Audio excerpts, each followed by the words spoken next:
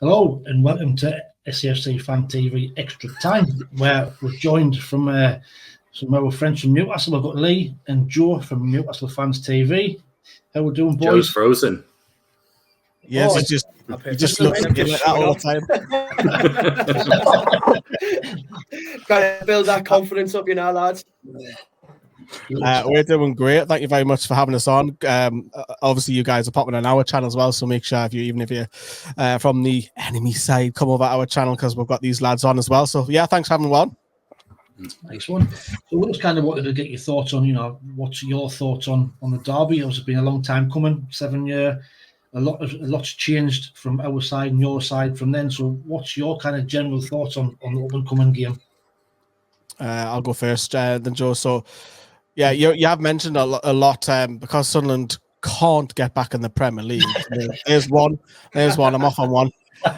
We haven't had the derby for a while, but it's the magic of the FA Cup in it, and it's whatever you say about the area, whether Sunderland are shite, Newcastle are shite, Sunderland are good, Newcastle are good, whatever. It's brought the buzz this week, the camaraderie at work, the banter, all that sort of stuff as well. Even afterwards, even after the match, if you lose and you work with Geordies, you've got to put your head down, same as us. If we lose, because I work with some Mac, I'm just like, oh Christ, I don't want to see them for a few months. And we might not have the derby for a while, depending on how you get on in the promotion hunt. But it's great to have a back. It's that buzz, isn't it? And you're all right, a lot has changed because obviously last time we met, we went down, and obviously we went up, news went down, and we've been stuck with Ashley, and we've kind of got rid of him now, and things have been really, really good. I know we're on a bit of a downward curve of form late, which I'm sure you'll touch upon, but overall, the last 2.5 years have been a whirlwind. Good stuff. Great show. Joe, what's your thoughts on the game at the weekend? I'm nervous. The more time goes on, the more nervous I get for it, but I'm extremely happy, just like Lee said, to have the buzz. I mean, I know there's a lot of different things riding now. You think back when we were fighting in 2015, 2016, we were kind of like we were on the same par. Now you've got obviously there's a whole league between where, I mean, you've been down to League One and all that. I'll say that again, you've been down to League One. And we haven't, we've sat up there, we've been in a, do you recognise that symbol? We've been in that this season. So, although the pressure's on, the pressure's on, but I think the skill difference in the players, the different leagues, the different challenges we've been facing should give us that edge. That's what I'm hoping for. Thoughts on that, Conrad? I mean, from our side, I think we got into the game without any pressure. The pressure is all on Newcastle to win. I mean, just to jump in it, the pressure's been taken off us by our ownership today, it feels like. Well, we've been all talking about something else and decorating, it seems like.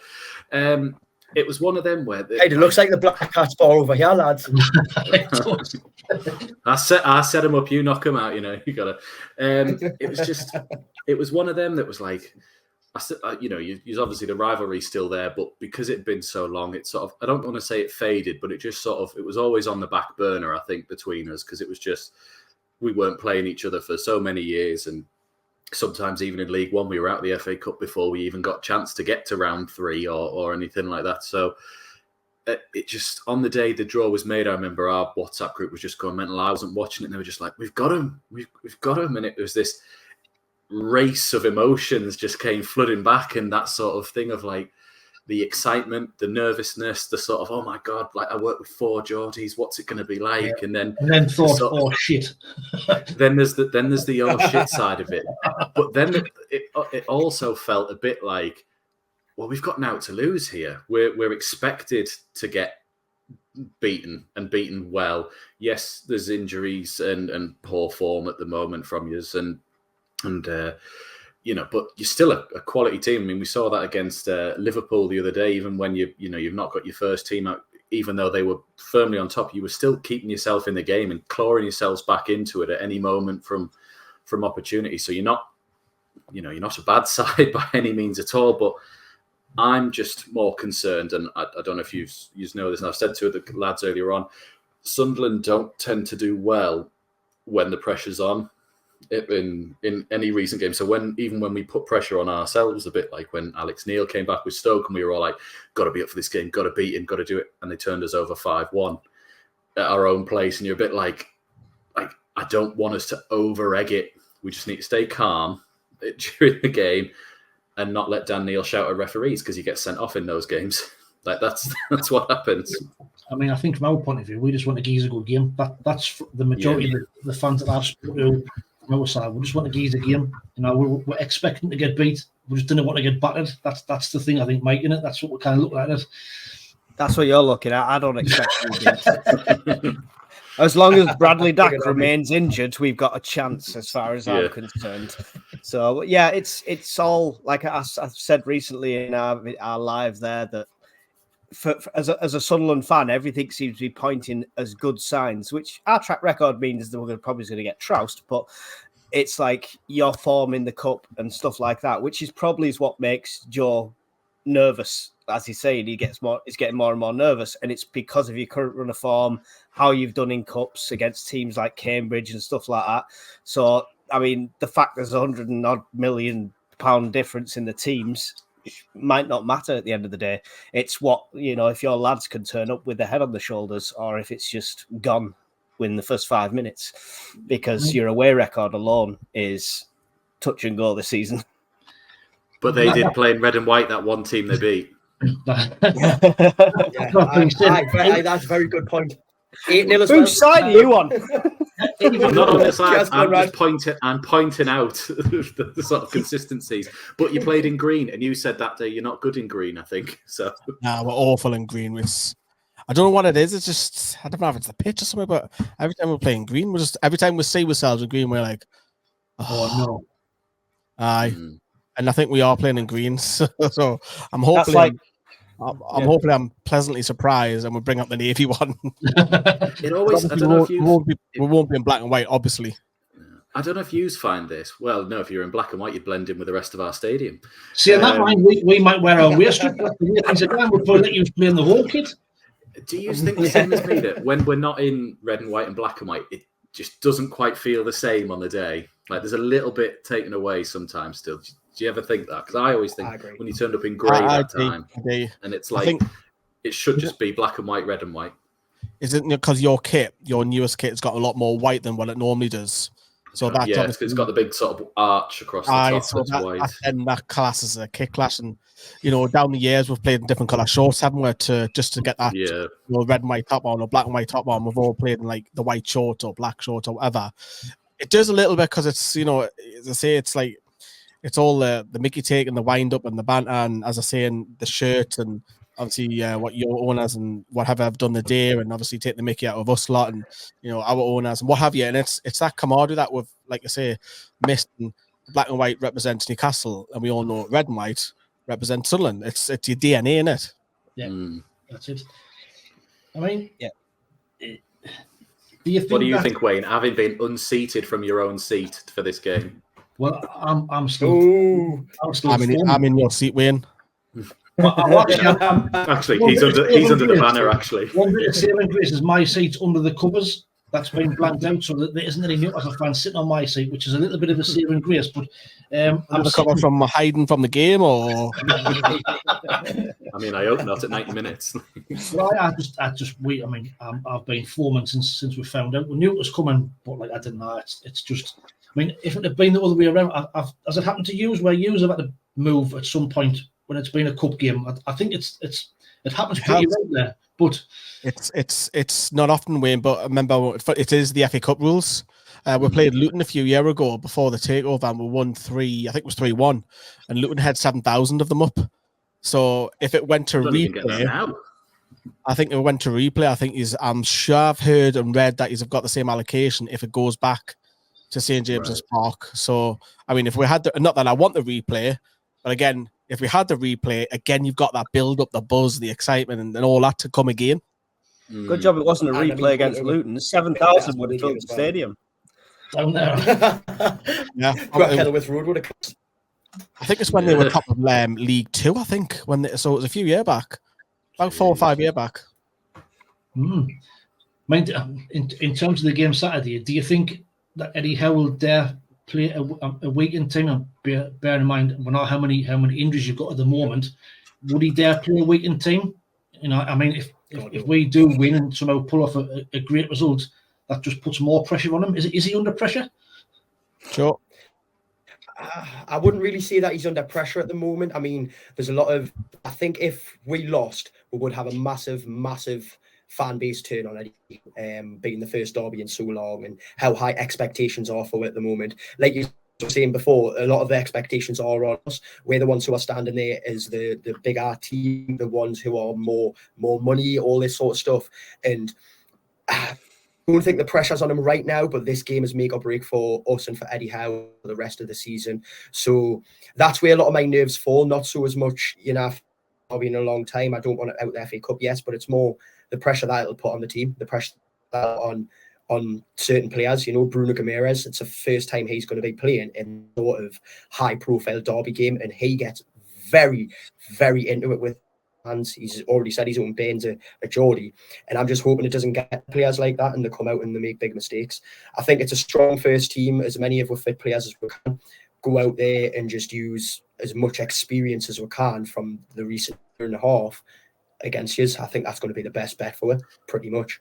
And we've got a lot of experience over us as well, if you didn't know. I think also just to touch on what Joe was saying as well, we haven't really got much choice with all the injuries. We've got to play the same 14 players effectively with the subs every week, because there's always someone getting injured, and it's Kieran Trippier, it's Callum Wilson now, and there's only really Jamal Lascelles from the Newcastle camp that's got any first team experience. The last time we played is in the 1-1 draw.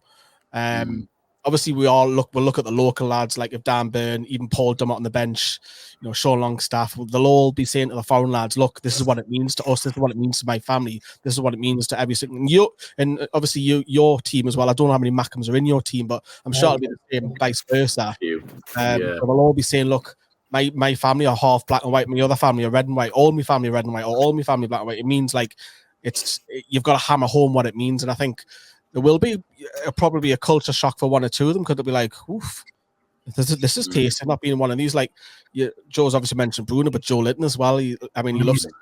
He's just got to calm heads in a hot-heated environment, because I think it will be hostile for the right reasons, though. Yeah, the experience thing is true, because I don't know if you know, we don't have many experienced players in our team, very young, youthful side. But I think in this one-off game, that not gives us an edge, but that gives us an unpredictable nature of this sort of team. I mean, I don't know if you know any of our players, but we've got good talent and good attacking talent in someone like Jack Clark, or very clever play from Dan Neil. He's a local lad as well. And I think our unpredictable nature with a new manager that we haven't quite settled in on a system yet is probably what we're going to have to lean on. And staying calm, just sort of not getting drawn into anything is probably where we're going to have to go. Well, I haven't looked at the squad as well. Obviously, the squad that we looked at, so most of them have all like Premier League experience, like of Alex Pritchard, Bradley Dack as well. I know you didn't want him playing.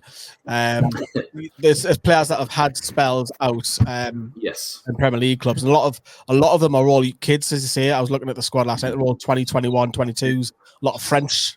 I noticed as well. Got quite a few Frenchmen in your squad as well. A couple of Irish lads, Northern Ireland as well, Ballard. So, you could come down to the unpredictability. Like, if you've got like an unknown, I don't know, winger who's just got pace galore. I mean, Diallo would be fit for this. If he was actually still in the club, if you kept him on, like he's a little bit unknown. And shame. Yeah, I was a bit surprised. He's barely getting any game time at Man U, and obviously you lost some. I thought you lost some big experienced players over the summer, like Ross Stewart, Danny Bath as well. There's another one. So I thought I was a bit of an eye opener, thinking, why they'll let them go, So yes, but obviously you will know every single one of our players. Not every Newcastle fan will know everyone, especially your wider squad. So people that are coming off the bench to expect to change a game. Let's be honest, we won't know. I mean, and I want to ask you lads as well, is Chris Rigg a Geordie? Because there's a lot of debate out there saying he is and he isn't. I was under the understanding he was. I was under the understanding he was, or at least his family. His mum and dad are Geordies. His mum and dad are definitely Geordies.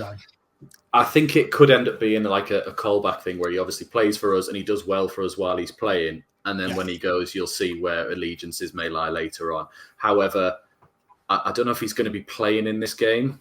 Not for that reason. I just think he does play every now and again, but I think it's a bit too soon for him to be thrown into something like this. I know Miley's playing, but again, I think you've mentioned because you've got not much else in the area to sort of do it. Yeah. And to be fair, he's a decent player from what I've seen him anyway. So he's an absolute wonder kid, Miley. He's very comfortable in taking the ball in midfield, running with it. He's getting much more comfortable with shots and everything. I think he is the one you might have to watch out for in Miley because he's going to. I thought that very much in the moment. He wants to be a Geordie hero. Do you know what I mean? So yeah, and that's the ones where it's like I say, I know you had Longstaff and who's a local lad. Dummett's been in the games before. I was trying to go through and go, who hasn't played, who doesn't understand? And then it was like, oh, hang on, you've got a 17-year-old kid who lives and breathes it. Yeah. I was like, right, he's going to be... And they're all, like, I think Dan Byrne did an interview on him the other day and was sort of singing his praises. So he's obviously, at 17, a well-respected lad in the team. So they're obviously going to listen to him. I mean, do you think, well, now it's going to be a really hot atmosphere, and you've said about the pressure, but do you think your games in the Champions League this season, like away at Dortmund and away at PSG, will stand you in good stead for the atmosphere it's going to be on Saturday? I don't know, it's a different kind of atmosphere because they're like, the European atmosphere is very different. There are a lot of drums, and I didn't like drums, let's be honest. I just didn't like it. And like, you get to Bournemouth or Portsmouth, they're banging the drum constantly. I just didn't like that kind of. I get the whole bouncing and the flares and all that. And that's different kind of European atmosphere. But I think this will be literally you're fucking shit, you're fucking shit, you're shit, you shag your mum, you shag your sister. And it'll be back and forth constantly. That's what the fans will be like. Just banter back and forth. As long as the only thing is, as long as it doesn't get too personal from either side, you're fine. As long as it doesn't get on, like the stuff with Jack Diamond, Anna Johnson, which I'm expect it probably will be. But as long as you didn't push the ball, we're there for football. Number one, you don't want to take it to that, that next level, and hopefully there's no violence and daftness outside the ground. That's it and all. I mean, on my channel, I've done quite a few videos, and actually the banter between the Newcastle fans has been quite good. There hasn't been any sort of really negativity or pushing, like say, pushing it too far. So I think you're always going to get the idiots, no matter what when we play. But I hope it's sensible, shall we say. I mean, there is a lot of years coming, you know what I mean? So, what do you make of all that 6,000? Because I was like, wow. When I was seeing that. Absolutely big. Generally, I thought it would be 2,500. I thought, yeah, because I'll have enough loyalty points. I'm there. Happy days, right? But then I was seeing, wow, 6,000. Have they really let that? Yeah. Really let that? And it's like...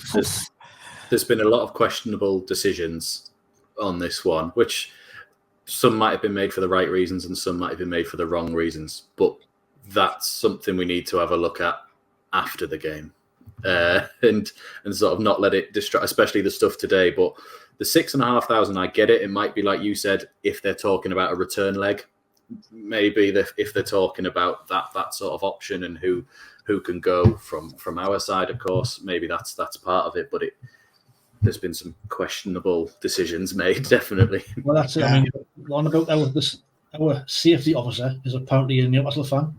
So that's been linked. That's been a conspiracy theory. So I didn't know. It's just I was amazed that he's got that many. I mean, absolutely amazed. It's never happened. It never happened before. I reckon there'll be a few coaches targeted on the way down. Of course, there will be. The idiots will be outside. 100%.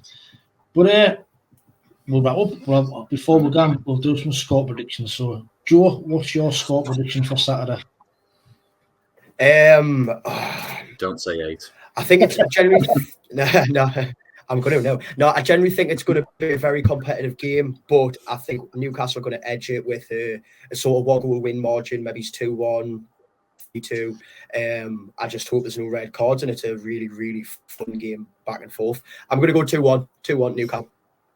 Nice one. I hope that nobody wants red cards to spoil the game. Lee Catamol's not playing, we're fine.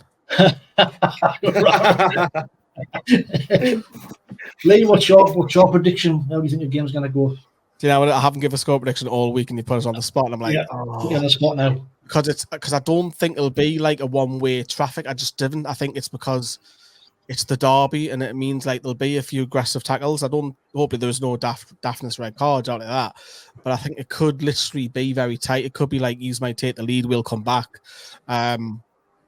even worst case scenario, it's because what worries me is the way form. That's what worries me. If we can just win that, as Joe was saying earlier, it'll galvanise the season because we've only got Man City and Villa away next, Too easy. Nice and easy. But if we lose, like I say, if we lose the game, it's probably 50% of the fan base will turn. I think we will scrape through. I don't think it'll be pretty. And if it comes to that we'll have to do it back at St James's Park, I don't want that. Because I think it'll be, again, very nervous at St James's, especially your record of St James's. Just battle with 3-0 every time. But I think we'll scrape. I'm going to say Lee, which side are you on here? I'm nervous. I'm getting more and more close. I know. Great at sitting on the fence. I've said we'll go through. I think we'll go behind, and I think we'll come back and win 2-1. Nice one. Come on, lads. Mike. I've got to stick with the video I did before and say 2-0 to Sunderland. And I fully hold my hands up and say that Newcastle, as they stand at the moment, a higher quality team and stuff like that. But I just think all the signs with your record, with your record in the Cup and your away record and stuff like that, and everything for our team has started to fall into place. We've just got one of our really good defenders who's come back, who's not been back for a while.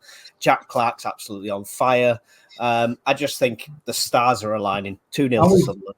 And we've got a centre forward who's just scored a goal. Our first goal for 344 days from the forward. Yeah. Who knew strikers could score goals? Yeah.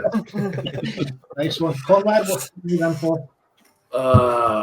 All week it's just been circling in my head for years of when we used to sing "We Beat the Scum 2-1," and it keeps sitting there that I just think we'll go 1-0 up, and almost be like, "Oh my god, we're winning! Oh my god, we're winning! Like, this is unbelievable! Oh my god, we're actually beating them."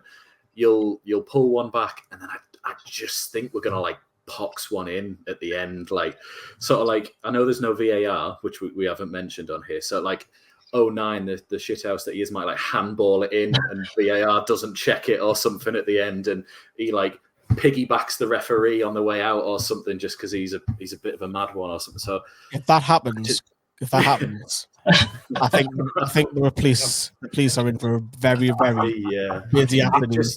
I can already picture the hand of Luke or 9 t-shirt. I'm going to make a fortune. Shit out of all the way. It just something in my head says we're going to win, but really underhanded, almost you've battered us for 90 minutes. Patterson's had a blinder, we've cleared them off the line, we're sort of surviving. And a bit like when G rounded Joe Hart in the 93rd minute back in 2012, we just round Dubravka and just slot one in, and it's just 94th minute and the stadium just goes mental. Just so I think 2-1 is what I'm going for. Don't need a long story, Conrad. No, I've taken it all day long. I've gone for a 1-1. I just think it's going to be a really, really tight game. We know our form guns out the window in these type of games. Even though there's a massive difference in quality in the two teams and the two squads, we know that. But in a one-off game, it's been proved the last couple of years we used, where you lost, I think you got beat off Cambridge and then lost at Sheffield. So it's history. Maybe our 5-a-side games where it was pretty close all the way until the end. So I'm going to go for a 1-1, and then I think we'll probably get beat in the replay. But if we can take it to a draw, I'd be more than happy. Like I said, just to give you a decent game, that's all I'm looking for at the weekend. But I'm going to go for 1-1. But thanks for coming on, lads. It's been really appreciated. Like I say, we just hope it's a good game. And how are you, the lads? We don't want to say all the best, do we? We just want to go out. I know. It's that nervous moment where it's right, can we start singing with chants and stuff we've got Bruno in the middle. Yeah. Alex Shearer hasn't got a birth certificate. What's this? Thank you very much for having me on. It's been. I'll say it's been a pleasure now. If we win, we'll get you back on. If we lose, I'm not coming on. I was being hiding. Yeah. One set of fans will be in hiding now. But thanks, lads. All the best, and we'll catch you later. See you later. Take care.